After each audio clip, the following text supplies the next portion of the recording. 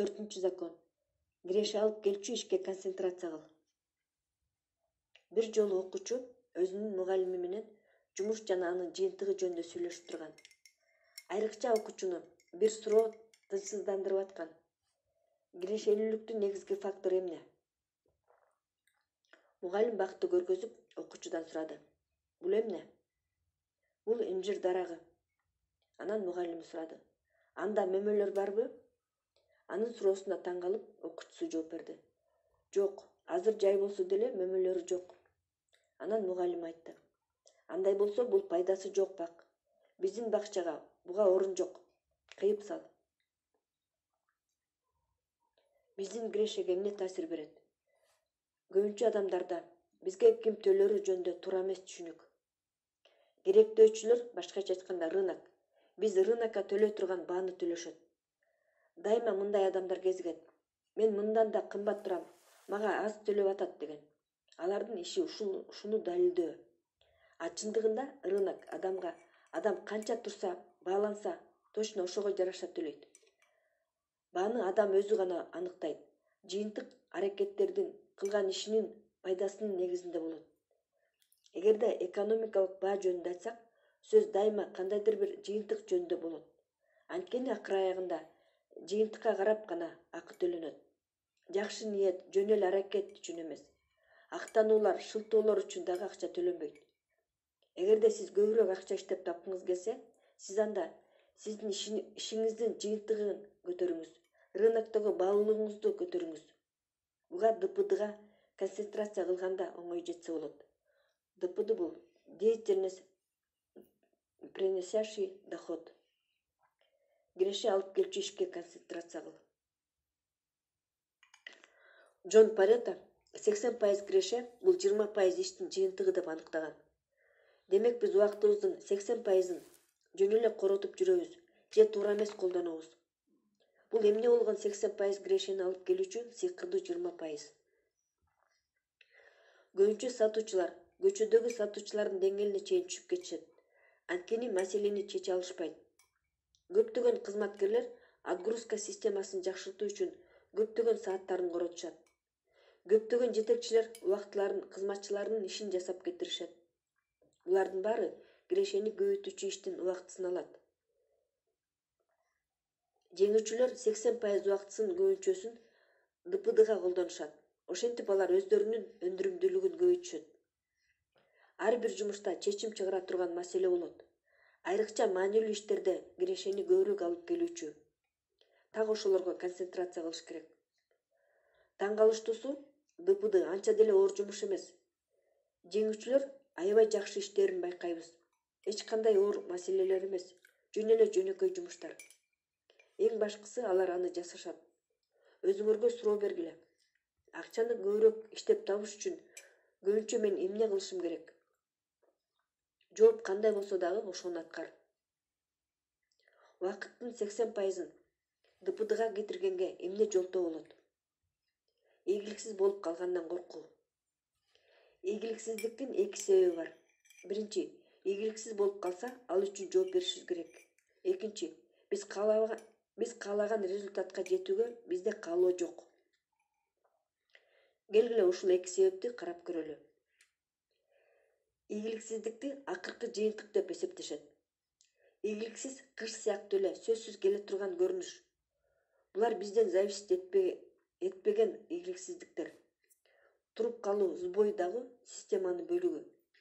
Эч убакта ийгиликсиздик биздин өзүбүзгө ишенүүбүзгө таасир этпеши керек.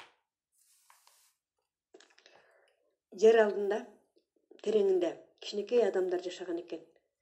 Анткени ал жер жылуу, жагымдуу болгон. Аларга бир жаңылык тарайт.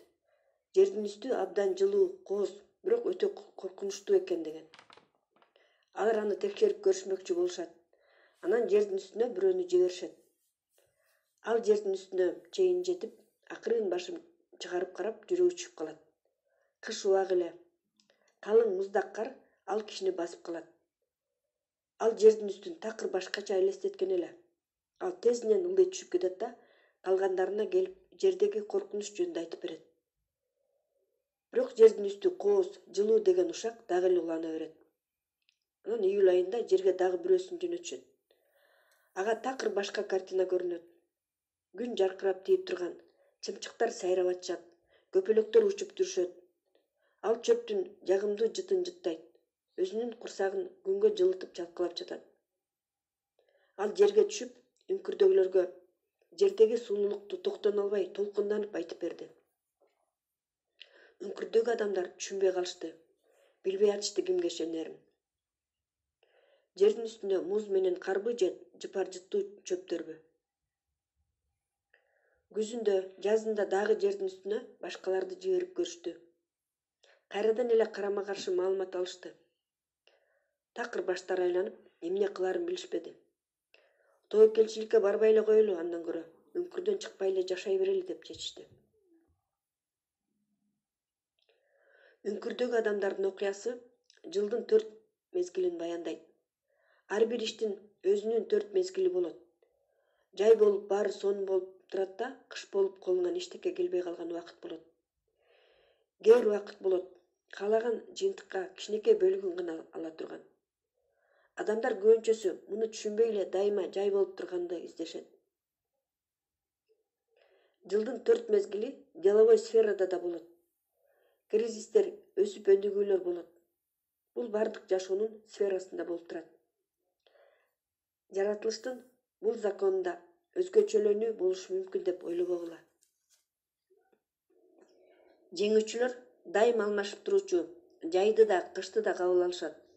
Ошондуктан алар оор убакыттарды кантип жеңиштүү өткөрүүгө үйрөнүп окуп турушат. Кышка алар энергиясын алдырганга жол беришпейт. Анткени алар билишет, кыш өмүр бою эле боло бербейт. Жана кышты өздүк ийгиликсиздик катары кабыл алышпайт. Анткени алар билишет, кыш бул жашообуздун бөлүгү экенин. Ар бир ийгилик үчүн сыйлай алуу. Ваша уверенность зависит от среднего числа и от закона средней величины. Биздин ишеним орточо санга көз каранды жана орточо чоңдук законуна баш ийет. Кубикти бир жолу ыргытсаң, түшкөн сан сенин ийгилигиңен көз каранды. Эгер аны 10 жолу ыргытсаң да, ийгиликке гана таянышың керек болот. Эгерде кубикти 150 жолу ыргытсаң, орточо чоңдук закону күчүнө кирет. Канчалык көп ыргытсаң, ошончолук көбүрөөк санда ийгилик болоруна ишенсе болот. Эгер биз ийгиликке гана таянсак, анда бизде бир эле ийгиликтин гаранты болот. Эгерде бир нерсени көп жолу кайталай берсек, орточо чоңдук закону ишке кирет. Ошондо биз ишибиздин жыйынтыгын күтсөк болот. Канчалык ДПды көп жасасак гана, ошондо биз ийгиликке сөзсүз жетебиз.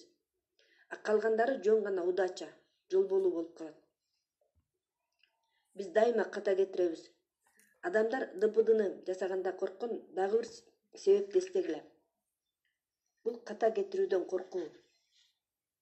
Ошондуктан ката кетирүүнү биздин өсүп өнүгүүбүздүн маанилүү кирпичиги экендигин билишибиз керек.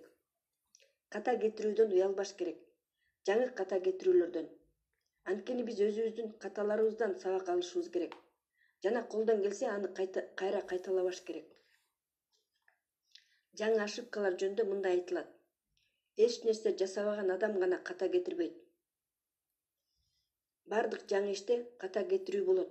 Ошондуктан ката кетирүү сиздин эмгекти сүйгөнүңүздүн белгиси. Бул жагынан караганда ката кетирүү сөзсүз боло турган иш. IBM'дин негиздөөчүсү Ватсондан сиздин концернден адам ийгиликке жетиш үчүн эмне кылыш керек деп сураганда ал адам каталардын санын 2 эсе көбөйтүш керек деп жооп берген. Ватсон билген, ким көп ката кетирсе, ал ДПдыны көп жасайт деп.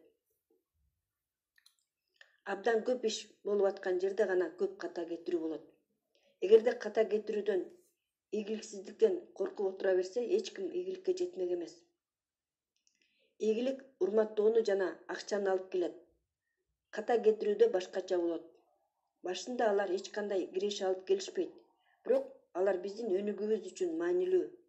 Анткени алар биздин тажрыйбабызды көбөйтөт, жакшы чечимге, жаңы ийгиликке алып келет. Ошондуктан ката кетирүү дагы ийгиликтей эле өтө маанилүү болуп эсептелет. Ката кетирбеген адам бир нерсени үйрөнгөндөн кур калат.